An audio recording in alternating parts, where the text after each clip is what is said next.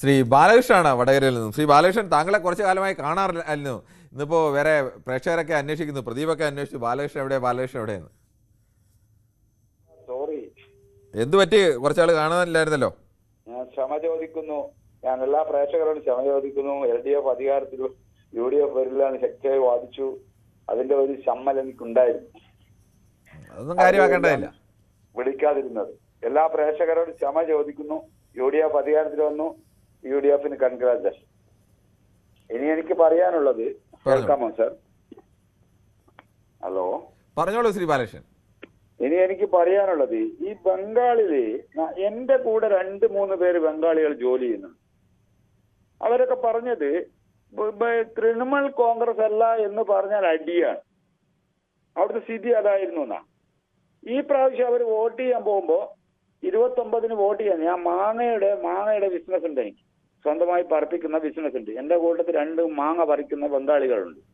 അവർ vote ചെയ്യാൻ നിർബന്ധമായിട്ട് പോയി 29-ന് വോട്ട് കഴിഞ്ഞിട്ട് 2-ാം തീയതിയാണ് തിരിച്ചു വന്നത്. അവരൊക്കെ BJP-കാരല്ല. അവരൊക്കെ ഇവിടുന്ന് പോകുമ്പോൾ പറഞ്ഞത് BJP ഇപ്രാവശ്യം അധികാരത്തിലിടും. കാരണം ഞങ്ങൾക്ക് BJP ഇഷ്ടമല്ല, പക്ഷെ മമതയുടെ ദുർഭരണം, അതായത് അക്രമം സഹിക്കാൻ വയ്യാഞ്ഞില്ല. അതായത് മമതയുടെ പാർട്ടിക്കാരല്ല എന്ന് പറഞ്ഞാൽ അടിയാവിടെ. ഇന്ത്യയിലെ ഇപ്പൊ കമ്മ്യൂണിസ്റ്റുകാർ തന്നെ അടിയാ. കമ്മ്യൂണിസ്റ്റുകാരൻ തന്നെ അടി കിട്ടൂന്നാ പറഞ്ഞത്. എന്റെ കൂടെയുള്ള ഒരാൾ ഞാൻ വേണമെങ്കിൽ അടുത്ത പ്രാവശ്യം വിളിക്കുമ്പോൾ അയാളെ സാക്ഷി നിർത്തി പറയാം. അയാൾ പറഞ്ഞു അയാൾ കമ്മ്യൂണിസ്റ്റുകാരൻ, അടിയാ കമ്മ്യൂണിസ്റ്റുകാരനാന്ന് പറഞ്ഞു. അപ്പൊ ഈ കമ്മ്യൂണിസ്റ്റുകാരാണോ ഇന്ത്യയിലെ പ്രതിപക്ഷത്തിന്റെ കൂടെ? ഈ കമ്മ്യൂണിസ്റ്റുകാരുണ്ടോ ഇപ്പം ചെയ്യുന്ന അക്രമത്തിന് അനുകൂലിക്കുക എന്നാണ് എനിക്ക് ചോദിക്കാനുള്ളത്. അത്രേ എനിക്ക് പറയാനുള്ളൂ. കാരണം അത്രയും ദുരിതപൂർണമായ ഒരു ഭരണ മമതക്കെതിരായി പറഞ്ഞാൽ, മമതയുടെ രാഷ്ട്രീയക്കാരല്ല എന്ന് പറഞ്ഞാൽ ഒരാനുകൂല്യം കിട്ടൂല, അടിയും കിട്ടും. അത്രേ എനിക്ക് പറയാനുള്ളൂ. പ്രേക്ഷകരോട് ഒരിക്കൽ കൂടി ഞാൻ ക്ഷമ ചോദിക്കുന്നു. UDF അധികാരത്തിൽ വരുമെന്ന് ശക്തമായി ഞാൻ വാദിച്ചിരുന്നു. അതിന് അങ്ങേയത്തെ ക്ഷമ ചോദിക്കുന്നു. അതിന്റെ ചമ്മലിന്റെ പേരിലാണ് ഞാൻ ഇത്രയും ദിവസം വിളിക്കാതിരുന്നത്. ഓക്കെ, ശരി ശ്രീ ബാലകൃഷ്ണൻ. അങ്ങനെ രാഷ്ട്രീയത്തിൽ നമ്മളൊരു പ്രവചനം നടത്തുന്നത് എല്ലാം ഒന്നും ശരിയാവണമെന്നില്ല, ചിലപ്പോൾ തെറ്റിയൊക്കെ പോകാം. പക്ഷെ അത്രയല്ല, ശക്തിയുക്തമായി വാദിച്ചിരുന്നു. അല്ല, അത് ശക്തിയുക്തമായിട്ടൊക്കെ വാദിക്കുന്നതൊക്കെ തെറ്റിയൊക്കെ പോകും, അതിലൊന്നും വലിയ കാര്യമില്ല. എന്തായാലും താങ്കൾ വീണ്ടും മടങ്ങി വരണമെന്ന് തന്നെയാണ് ഞങ്ങളുടെ ആഗ്രഹം. എന്തായാലും മടങ്ങി വന്നതിൽ പ്രത്യേക സന്തോഷവും. ശ്രീ നായരാണ് ഡൽഹിയിൽ നിന്നും. ശ്രീ നായർ, താങ്കൾ ഈ ബംഗാളിലെ വിഷയത്തിൽ താങ്കളുടെ ഒരു അഭിപ്രായം എന്താണ്? Kiran sir, good evening. നമസ്കാരം. Good evening. അല്ല സാർ, ഞാൻ സാധാരണ ഒരുപാട് തവണ ഡൽഹിയിൽ നിന്ന് കൽക്കട്ടയിൽ പോവുകയും ബംഗാളിലൊക്കെ സഹകരിക്കുകയൊക്കെ ചെയ്യുന്നുണ്ട്. അപ്പൊ പറഞ്ഞോളൂ, താങ്കൾ പറഞ്ഞോളൂ. അപ്പൊ കുറച്ചൊക്കെ വിവരങ്ങൾ എനിക്ക് അറിയാൻ പറ്റും. പിന്നെ എന്റെ പല ബംഗാളിലെ കൂട്ടുകാരും എനിക്കുണ്ട്.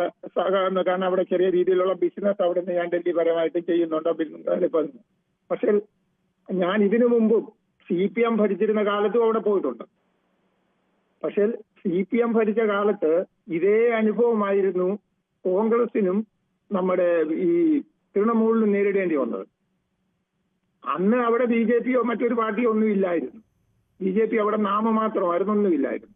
പക്ഷെ ഈ CPM പിറവിലോട്ട് പോയത് കൊണ്ട് ബംഗാളിൽ എന്ന് മമതാ ബാനർജി വന്നോ അന്ന് മുതല് അവരവിടുത്തെ ബാക്കി പാർട്ടികളെ എല്ലാം തുടച്ചു നീക്കാനാണ് ശ്രമിച്ചത്.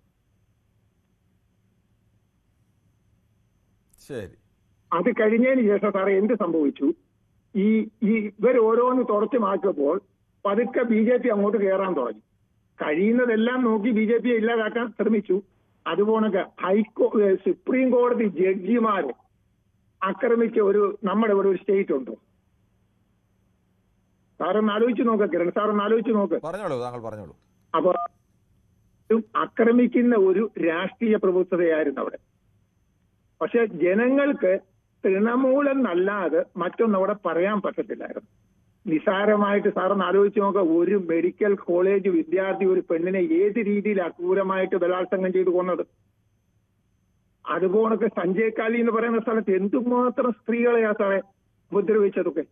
അതൊക്കെ ജനങ്ങൾക്ക് ആരോടും പറയാൻ പറ്റത്തില്ലായിരുന്നു. പറഞ്ഞു കഴിഞ്ഞു കഴിഞ്ഞാൽ അവർക്ക് ഒരുപാട് ബുദ്ധിമുട്ടുകൾ നേരിടേണ്ടി വരുമായിരുന്നു. അപ്പൊ അത് എല്ലാം കഴിഞ്ഞു കഴിഞ്ഞപ്പോൾ ഇവരുടെ ഒരു നോർമലായിട്ട് BJP വന്ന് ഞങ്ങൾക്ക് ഇനി ഞങ്ങളുടെ കാര്യം വെളിയിൽ പറയാമെന്നുള്ള ഒരു തോന്നലുണ്ടായ ഒരു ജനക്കൂട്ടമുണ്ട്. പക്ഷെ BJPയുടെ സപ്പോർട്ട് ഇല്ലെന്നൊന്നും ഞാൻ പറയത്തില്ല. നല്ലോണക്ക് BJPയുടെ സപ്പോർട്ട് കാണും ഇതിനകത്ത്.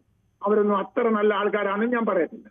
പക്ഷെ അവരുടെ ഒരു ജനസമൂഹം ഉള്ളിൽ ഒതുക്കിക്കൊണ്ടിരുന്ന ആ വികാരങ്ങളെല്ലാം കൂടെ ഒന്നിച്ച് പുറത്തു ചാടി അതിന് വേണ്ടിയിട്ട് BJP നല്ലോണമൊക്കെ അവരെ ഹെൽപ്പും ചെയ്യുന്നുണ്ട്. ഇല്ലെന്നൊന്നും പറയാൻ പറ്റത്തില്ല സെക്രട്ടറി സാറെ, 100% അവർ ഹെൽപ്പ് ചെയ്യുന്നുണ്ട്. അതുകൊണ്ടാണ് ഇങ്ങനെയൊക്കെ സംഭവിക്കുന്നത്. ശരി, താങ്കളുടെ അഭിപ്രായം വളരെ വ്യക്തമാണ്. അങ്ങനെയൊക്കെ മുൻകാലങ്ങളിലുണ്ടായ സംഭവങ്ങൾ ഈ പാർട്ടികളൊക്കെ മുൻകാലങ്ങളിൽ മറ്റ് പാർട്ടികളോട് പെരുമാറിയത് ഇപ്പോൾ BJPയും അത് തന്നെ ആ പാർട്ടികളോട് തിരിച്ച് പെരുമാറുന്നു. പക്ഷേ ആര് എപ്പോൾ ചെയ്താലും ഒരു തെറ്റ് എപ്പോഴെങ്കിലും തിരുത്തപ്പെടണം, അല്ലാതെ ആവർത്തിച്ച് അവിടെ പണ്ട് ഞങ്ങളെ ഇങ്ങനെ തല്ലിയിട്ടുണ്ട് അതുകൊണ്ട് പിന്നെയും തല്ലുക എന്നുള്ളതല്ല, ആ തെറ്റ് തിരുത്തപ്പെടുക എന്നുള്ളതാണ് ജനാധിപത്യത്തിൽ പ്രധാനം. ശ്രീ കൃഷ്ണകുമാറാണ്, കരുനാഗപ്പള്ളിയിൽ നിന്നാണ് വിളിക്കുന്നത്. ശ്രീ കൃഷ്ണകുമാർ, താങ്കൾ കരുനാഗപ്പള്ളിയിൽ എവിടെയാണ്? കൃഷ്ണകുമാറിൻ്റെ ടെലിഫോണിൽ എന്തോ തടസ്സമുണ്ടായി എന്ന് തോന്നുന്നു. വിജയനാണ് കൊല്ലത്ത്. ശ്രീ വിജയൻ, താങ്കൾ പറഞ്ഞോളൂ.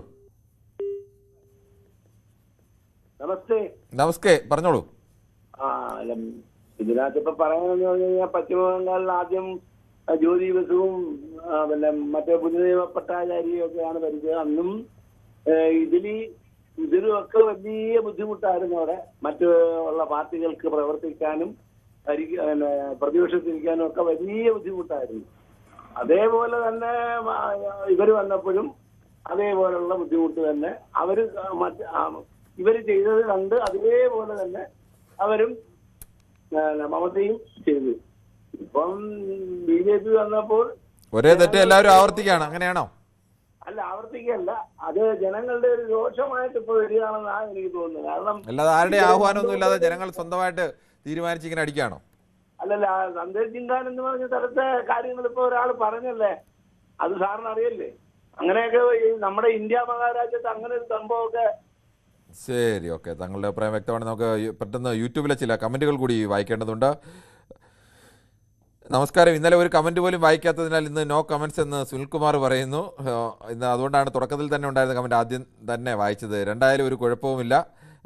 TMC കാരണം 2021 മരിച്ച ആൾക്കാരെ പറ്റി ഒരു പൊതുവേദി ചർച്ച വെക്കണമെന്ന്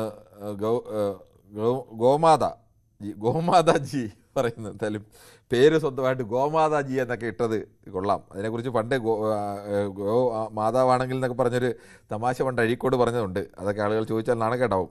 ആരും കമൻറ്റ് ഇട്ടിട്ട് കാര്യമില്ല. ഇന്നത്തെ അവതാരൻ കമൻറ്റ് നോ മാനിയ എന്നായിരിക്കും ഉദ്ദേശിച്ചത്. ഉള്ള ആളാണെന്ന് ശശിധരൻപിള്ള പറയുന്നു.